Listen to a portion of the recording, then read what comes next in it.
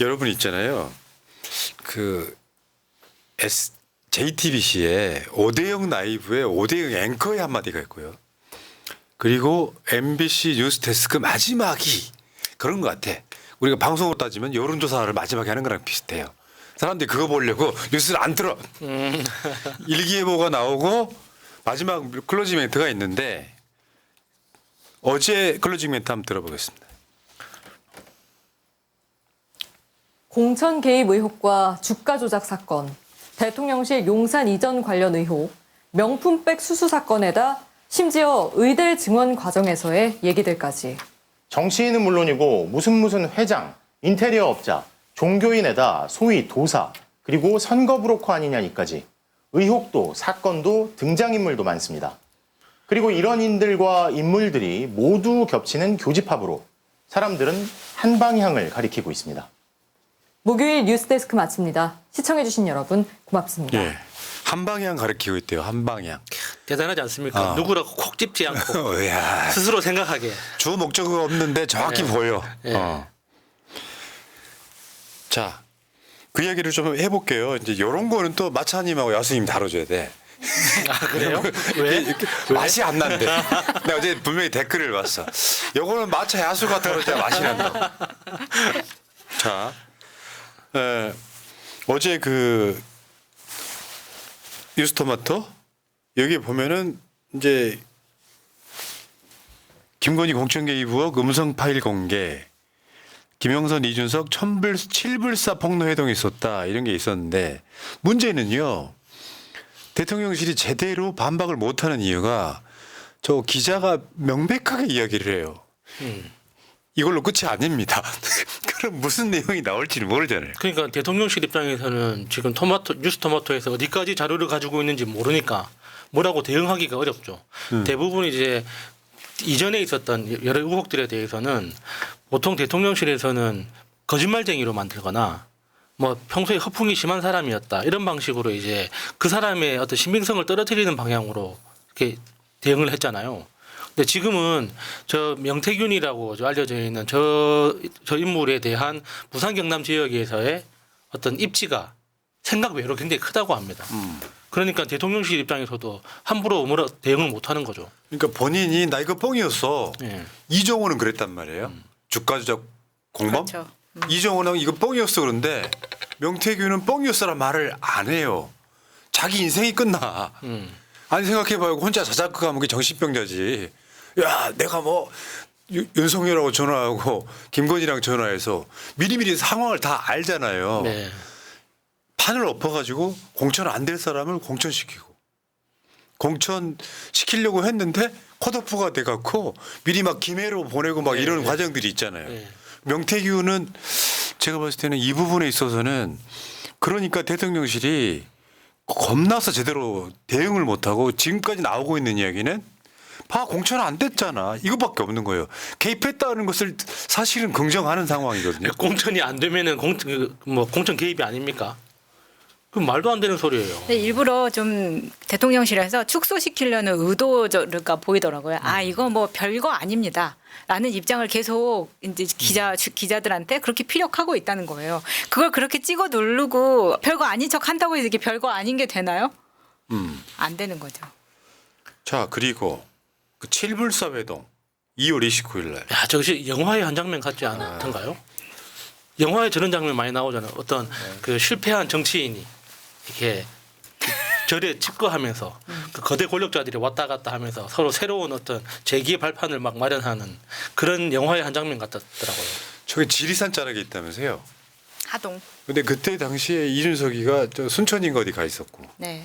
김영선은 저 뭐 김해나 뭐 창원 이쪽에 있었겠죠. 그러면 딱 중간 지점이었다. 뭐 그래서 저기서 만난 게 아니냐. 근데 여기 관련해서 이제 7불사 주지랑 또 가까운 사이다. 뭐 이렇게 해가지고 야, 그러니까 둘이 밤새워 이야기를 했다는 게 중요한 거예요. 이준석하고. 이준석하고. 도대체 무슨 그렇게 할 말이 많았을까요? 근데 저 칠불사가 그 부처님 상이 7개 있어서 칠불사라고 한다는 거예요.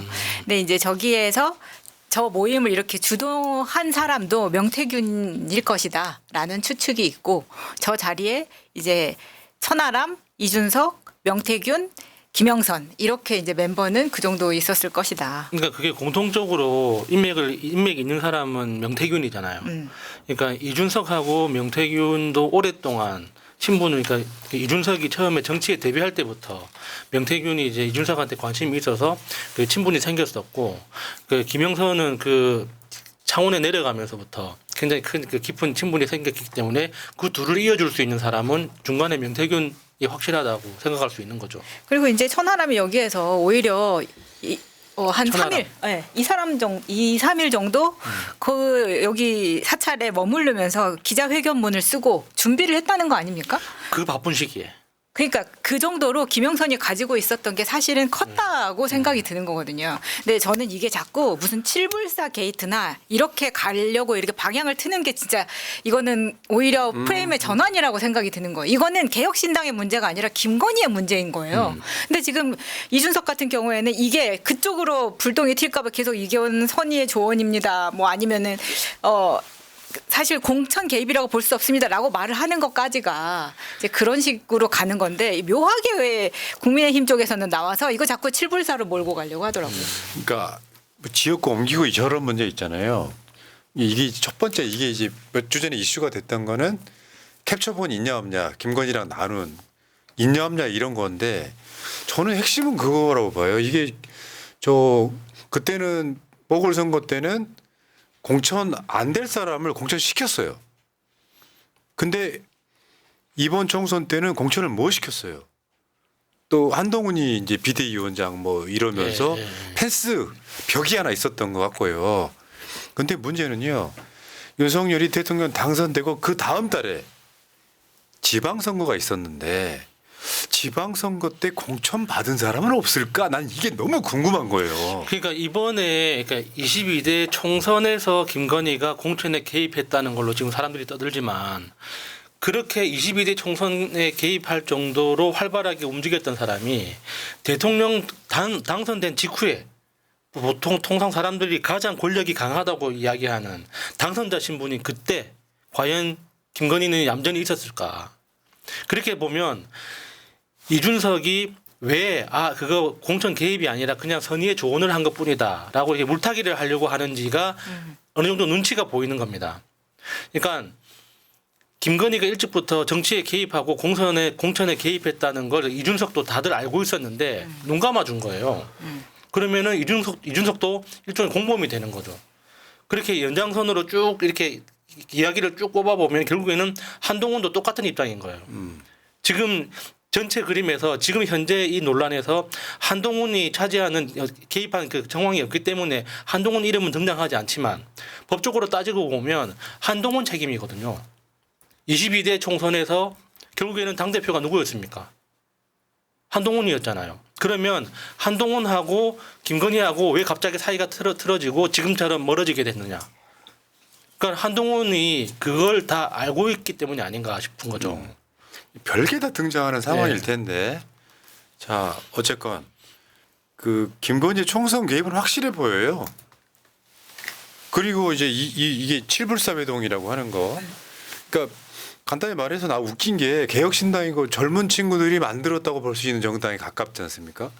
갑자기 노회한 그렇죠. 5선의 국회의원이 나 1번 줘. 그러니까 사실 저는 이렇게 지금 저런 그 만화처럼 만든 것까지 등장한 이유가 사실은 개혁신당에서는 국민의힘을 치고 올라가고 싶어하는 공격 포인트로 김영선을 데리고 저 공천 거래를 하려고 했던 거 아니냐라는 프레임을 몰고 가고 싶어서 계속 저렇게 자료를 준비하고 있다고 보거든요.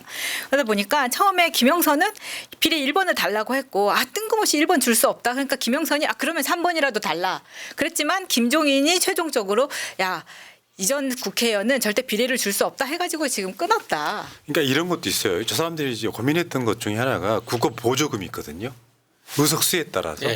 당시에 개혁신당이 아마 4석인가 그랬을 거예요. 4명 있었죠. 5석 만들어지면 더 많이 없고 그런 상황이 좀 있긴 있는데 아까 말씀하신 것처럼 핵심은 이준석 개혁신당이라기보다는 김건희여야 되는데 그렇죠. 프레임 틀기다 이렇게 보는 거고 진짜 핵심 어제도 말씀드렸지만 명태균이 취임식에 초대받은 겁니다.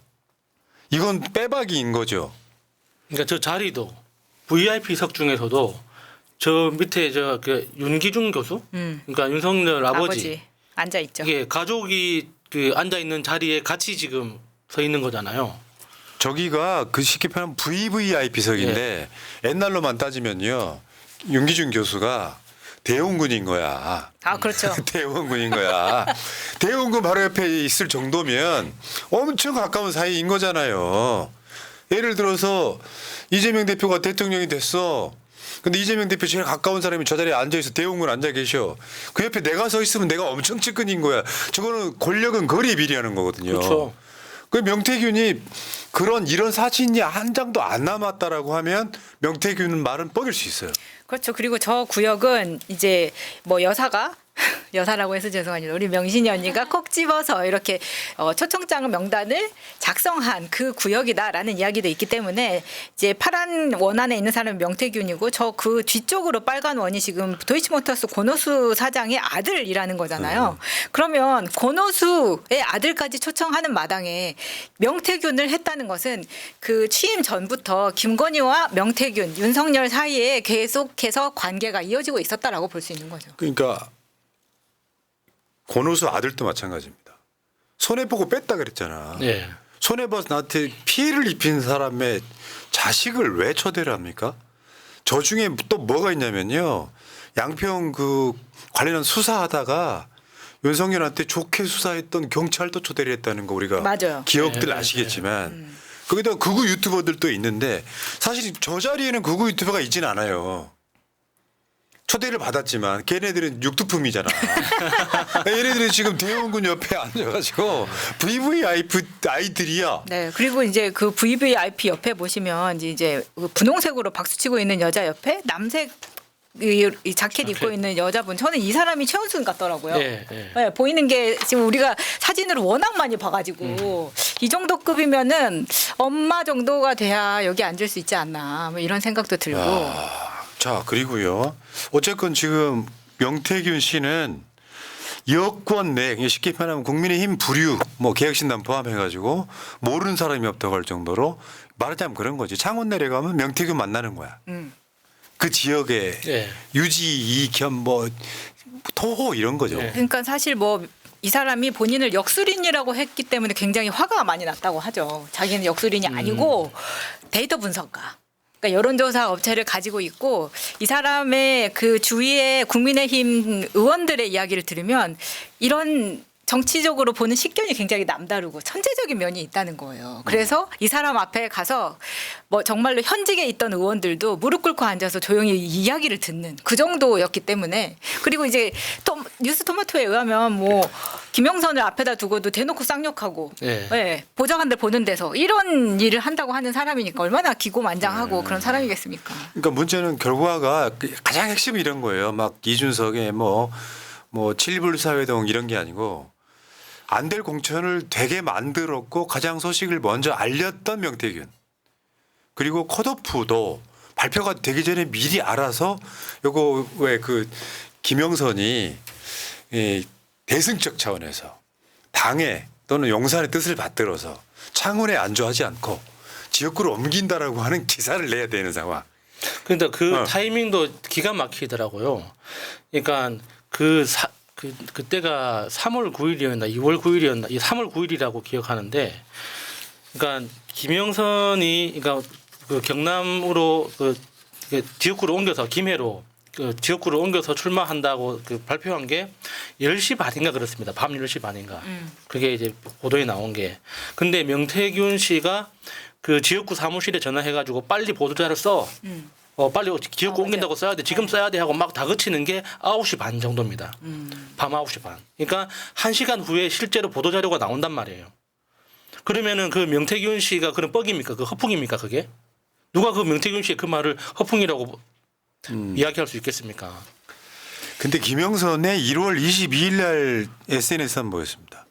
윤석열 대통령이 어떻게 해서 찾아온 정권입니까? 이번 총선은 윤석열 대통령의 중간평가이며 윤석열 정부의 국정 기조에 맞추어 시스템 공천으로 치루어지는 정선입니다. 한동훈 비대위원장은 이탈에 대한 책임을 져야 합니다. 그러니까 이때도 김영선은 김건희 쪽 편을 들면서 반 한동훈 그런 느낌이었던 거예요.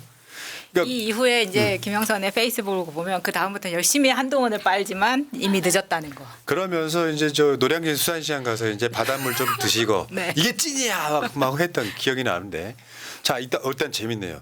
그러니까 김영선은 빙산의 일각일 가능성이 매우 높다는 거죠. 네. 여기에 우리가 집중하실 필요는 없을 거라고 보고 그 용산의 반응은 이런 겁니다. 실명으로 이야기하지도 못해요. 공천은 당 공관위가 결정했다. 김영선 전 의원은 컷오프 됐고 결과적으로도 공천이 안 됐다. 무슨 공천 개입이란 말인가. 이 말에 대한민국 극우들은 저 말을 믿죠. 야 김건희가 개입했는데 공천이 안 됐다. 여기에는 분명히 한동훈이라고 하는 벽이 있었다. 그 전에는 당선자 시절부터 김건희가 왜 있잖아요. 최재형 목사를 아크로비타에서 지하에서 만나듯이 나는 그냥 공천됐다고 생각하는 사람 한 명도 없어 보여. 뭔가 있어. 근데 이렇게 계속해서 용산에서 내는 입장문이 너무 결이 비슷한 거예요. 나 명품백을 받긴 받았지만 청탁을 들어준 게 없는데 이게 무슨 청탁이냐. 이게 무슨 뇌물이냐. 지금 이 반응하고 똑같은 거거든요. 네. 그렇게 친다면 사실 뭐 김건희나 대통령실 쪽에서도 김영선이나 명태균의 이런 요청을 들어줄 필요가 없는 거예요. 만약에 본인들이 주고받은 게 없다면. 근데 계속해서 이거를 왜 지역구도 옮겨주고 뭐 이것도 해줘야 되고 막 이렇게 했을까를 생각하면 이거는 주고받은 게 있을 수밖에 없지 않나 하는 생각이 들게 한다는 거죠. 너무 미시적으로 갈 필요 없어요. 이거는 김건희 국정농단 비리의 빙산의 일각일 뿐이야. 이 카테고리만 해서 김영선은 그냥 빙산의 일각일 뿐이에요. 나중에 한번 생각 한번 해보세요. 몇 년 후에 김건희의 국정농단 리스트로 만들면 내가 봤을 때 징역 한 280년 나오네. 그래서 어제 지금 특검 통과됐잖아요. 근데 한겨레의 헤드라인이 이게 8+1, 8 더하기 1, 투 특검법이 밝혀야 할 김건희 여사의 의혹들. 어제 김건희 종합 특검에 이따가 이성윤 의원 나옵니다만 여기 8가지 의혹이 뭐냐면요. 도이치모터스 주가 조작, 삼부토건 주가 조작. 삼부토건 들어갔어요 이번에. 전에 없던 것들이에요. 코바나 콘텐츠 뇌물성 협찬. 이것도 윤석열 총장 때 대충 덮었죠. 명품 가방 수수. 국민권익위원회 조사에서의 불법 행위 사건. 인사개입 사건.